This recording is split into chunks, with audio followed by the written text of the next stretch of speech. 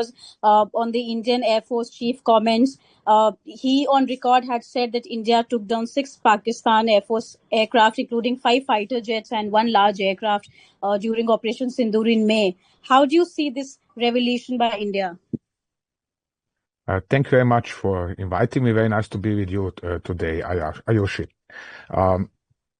As for Air Chief Marshal's participation on that conference last weekend, essentially he was in regards of what he said in regards of the number of Pakistani aircraft shot down. He was talking just about aircraft shot down by Indian air defense systems. So he specified 5 aircraft. Well, what is this in terms of revelation? It is a confirmation for something that's more or less known since May. We have seen evidence of not only 5, but even more Pakistani aircraft being shot down. We have seen evidence for even more Pakistani aircraft being destroyed on the ground. But there was no official confirmation from the Indian Air Force, not even from the government of India. Therefore, this is a nice confirmation for something that was assessed as a matter of fact already back in May. Right. So the Air Force chief described it as the largest ever recorded surface-to-air kill that can be talked about. And at 300 kilometers, this would be the longest or farthest ever recorded surface-to-air kill, not quantitatively the largest. How do you see these strike as an unprecedented move in the modern air warfare? Well, this is a particularly important fact because we have seen Indian Air Force deploying its, in this case, S-400 surface-to-air missile system very close to the border to Pakistan, so close that it was actually firing missiles from within the range of Pakistani army's artillery, which meant if it would stay of its presence of the firing unit in question would have been detected by Pakistanis too early, the Pakistanis could have shelled the area in question, hit and destroyed this firing unit. So it was quite a risky operation, actually. That is the first point. The second point is that the Indian Air Force unit in question not only moved that close to the border, but also detected the presence of AWACS aircraft of the Pakistani Air Force over 300 kilometers range. On its own, no big deal because there are enough tools to do so. But then it fired this, as far as I remember from the video I have seen released in the Pakistani social media that evening, Pakistanis were reporting India launching ballistic missile attacks up on Pakistan. But actually, this is so that S-400s, when fired over such a range, over 300 kilometers, it is also flying along ballistic trajectory in order to stretch its range. And these missiles are very big. They are the size of ballistic missiles. So what happened then was to see these 3 or 4 strakes rising into the nightly sky, and sometime after videos appeared of something. It was actually aircraft wreckage burning on the ground, and Pakistani police and armed forces servicemen moving around the area. So obviously something was shot down.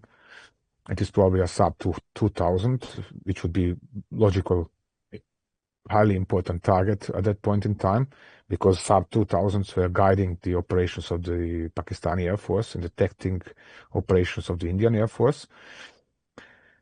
And now there are different reports about exact range over which this kill was scored, or some say 308 kilometers, others 312 or 315 kilometers. It is the longest range confirmed shot down of by a surface-to-air missile. So in this case, it is a historic achievement. It is also the first. The second case in a peer-to-peer war in which such an aircraft has been shot down by SAMs. At earlier times, we have seen this early last year, Ukrainians deployed S-200 and Patriot missiles to shot down Russian A-50 AWACS over the Azov Sea. So in this case, it was not the first, but from the range in question, over 300 kilometers, it was the longest range ever. So major achievement that is without beyond any doubt. So unprecedented, not really, because as I said, we have seen something of this kind happening in Ukraine last year. But still, one should keep in mind that sub 2000 are much more advanced, even if smaller, but much more advanced, much more modern aircraft in comparison to old 50s. They have much more powerful electronic countermeasures, and still, obviously, one of them was hit and shot down. It also meant that the Pakistanis have lost lots of precious Air Force personnel, people who are on board of such aircraft, who are skilled tacticians trained for years. So this was a painful blow for Pakistani Air Force. And finally, when one loses such an aircraft this deep within own airspace, like this happened to Pakistan in this case, one should keep in mind that this is shocking the entire Air Force and forcing it to become conservative and extremely cautious in the way it operates. And this is what has been mirrored in the way Pakistani Air Force was operating over the next 2 days of this war. So it was, again, major achievement, tactical, operational, and strategic level. And range-wise, definitely a major achievement, historic achievement, to score such an success over more than 300 kilometers range.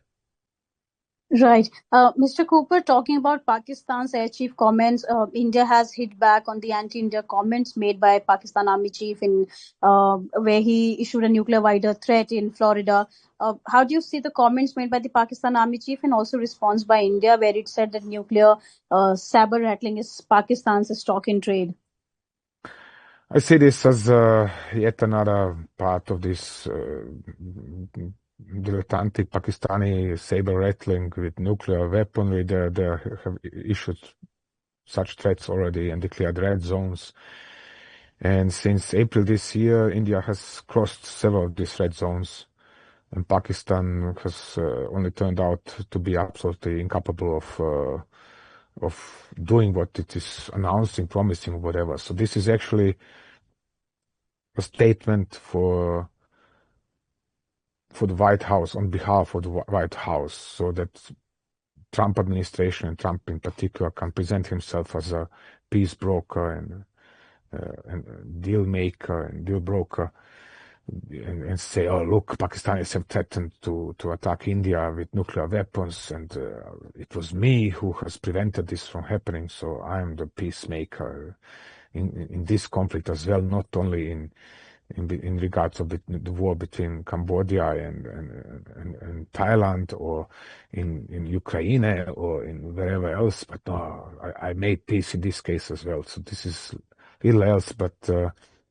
essentially the relations between White House and Islamabad over the last few months, this was really like two little kids in 5-6 years talking about whose father is more powerful and stronger and who would beat the other man's father or whatever. It's really, I ignore it most of the time. It's silly. Right. So, also, given the fact that Pakistani Army chief chose US for his nuclear threat to take the half world down, do you think it's a calculated move and to leverage warming up ties to Trump? And especially when America has itself been a victim of terrorism, we have heard from US officials calling Pakistan a phenomenal partner. How do you see this as a loss for America itself, causing up to Pakistan?